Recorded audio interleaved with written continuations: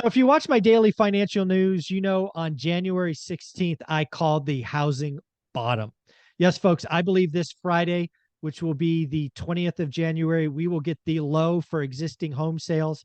Last month was 4.09 million. Experts are saying 3.95 million. I'm actually calling 3.87 million. None of that really matters. I think this report will be the low for transactions. I think we go up from here, and I think it's going to drive people crazy. Now, I don't think it's going up a lot, but I do think December 2022 will be the low for housing transactions. And have this conversations, I got the one and only Greg Dickerson with me. How you doing, buddy? Doing great, Michael. Good to see you. So what do you think of that crazy call? December 2022 will be the low for existing home sales at roughly 3.9 million. Yeah, I mean, it's possible. Interest rates are coming down. We should start to see inventory stacking up. We're going into the time of year where inventory increases.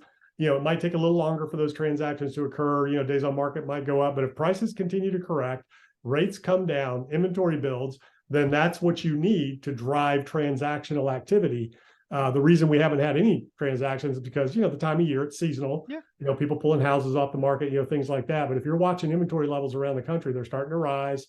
Again, rates are coming down a little bit, not enough to where it's going to really drive activity. But anytime you get rates, down a percentage point or so, people are going to jump because they're going to want to lock in before they jump up again. But you need more inventory to drive that. So I think if we start to see more inventory come into the market, we'll definitely be able to get some more transactions. I'm not seeing it at scale in every market, but we're seeing it in some markets. Yeah, I think the housing market, as you know, and we'll just say it because so others here, there's no one housing market. Even in your area, I think there's three housing markets, right? There's luxury, there's move up, and there's first-time home buyer. I think it's very clear that most of the country's luxury market is dormant, dead. I talk to agents in Orange County and Seattle every week, Vegas every month, and all of them are saying the same thing, right? The luxury stuff is not moving.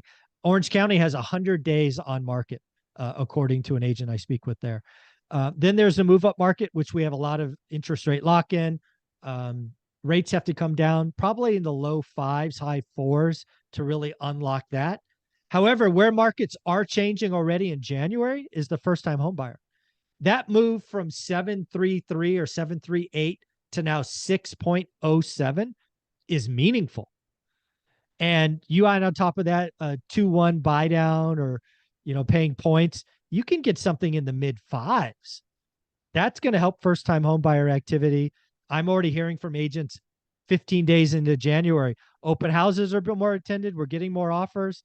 The activity is picking up in that part of the market. So I feel pretty good about my call that the housing crash and transaction bottoms with what will be Friday's report. So, and again, I don't think it explodes higher. We're not going back to 6.5 million, but our time below 4 million will be short-lived. It'll be 1 month.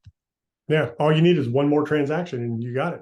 There you go. That's right. Just one more. I was right. There's the bottom. Yeah. One more extra, but yeah, no, I mean, and it's seasonality. I mean, when you just look at seasonality and the other dominoes that are falling and lining up, it would make sense that you should see more transactional activity. We're coming into the busy season for the housing market. And, generally, again, inventory should stack. And these things that you're talking about is so interesting because 100 days on the market, it used to be average. 90 days to 180 days used to be average days on market, forever in the country. Certainly for luxury. Yeah. 4.5%, 5.5% interest rates. That was great. That was a great rate. So that's getting more back to norm. The problem is prices still haven't backed up enough to catch up with everything. Incomes haven't grown enough over the last year to catch up with the price inflation in housing. So and that's the other thing. So when you think about the reverberations of the economy, so people will say, okay, rates came down a little bit, houses are a little bit more, let's go ahead and do it, we'll just cut back over here. So that first time home buyer, that move up buyer, they're the ones that are going to say, we need a house. So we have choices. We can go out to eat, once or twice a week. We can go to the movies. We can take a vacation, or we can buy the house that we need for our kids and our family to grow. So that's where you're going to see more trickle down into the, or real economy. I call it more liquidity sucked out of the economy by the consumer that should affect some sort of spending. Because what a lot of people don't think about before they buy that first house or that move up, what's the cost to maintain it? If I'm moving up, well, my taxes are going up, my insurance is going up, my utilities, all these other things that cost for a move up buyer. And then first time buyers like me, when I bought my first house, I bought a builder spec house. It didn't have curtains. It didn't have appliances.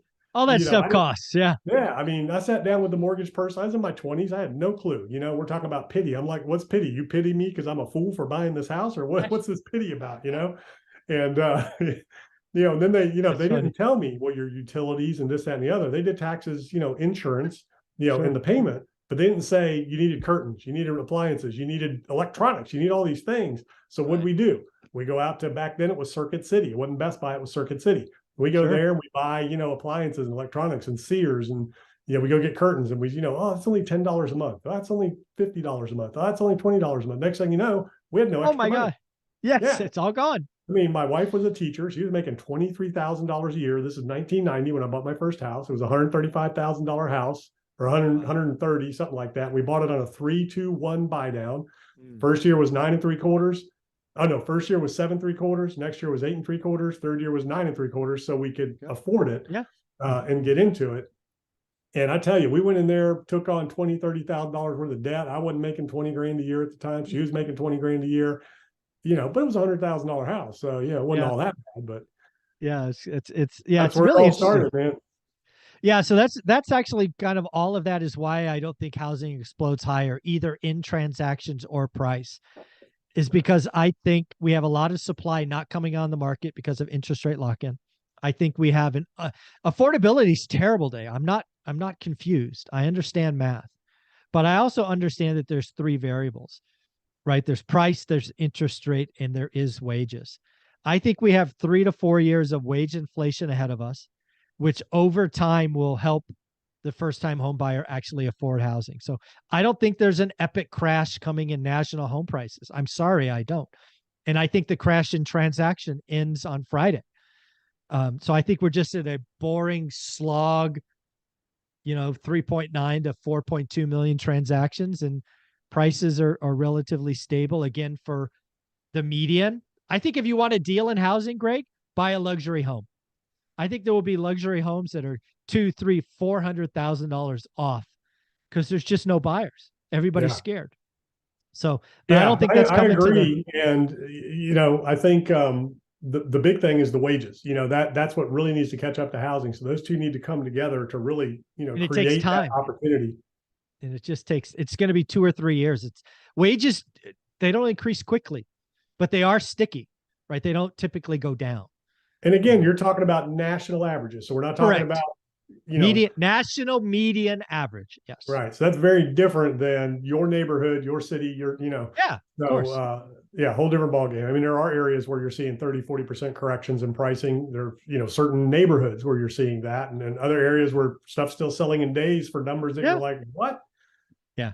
Do yourself a favor, get your buy box, look at your market. I find it very fun and entertaining to look at this because I've looked at it for 23 years now. I'll tell you what I'm doing. I'm making dirt, baby, because the builders, once they work through everything and, start exiting what they had, the only way out of this situation for inventory is going to be to build it. So I agree with as that. Prices correct, commodities are coming down, as the building market way down. Prices recheck. And I've been through this several times. There used to be a saying in the building business, it's feast or famine. It always has done this, always. And, you go through these underbuilt, overbuilt, overbuilt, and it's all about, cost, and it's all about availability. So that is going to be the next big push. And, for me personally, moving forward, in terms of my, I don't tell people what I do or the moves I make because I don't want to influence anybody, but I'm telling you, builders are going to be hungry for dirt. Some of them are right now in certain areas, but that's going to be a good space to be in, as we move forward to develop inventory in the housing market. Because the only way to get out of it, you got to build your way out of it. You got to build your way out. You do a lot of amazing stuff on YouTube. Where should we send people to follow you? Because you document everything. Yeah, gregdickerson.com. That's where it's at. Go check it out. Thank you, buddy. Appreciate you.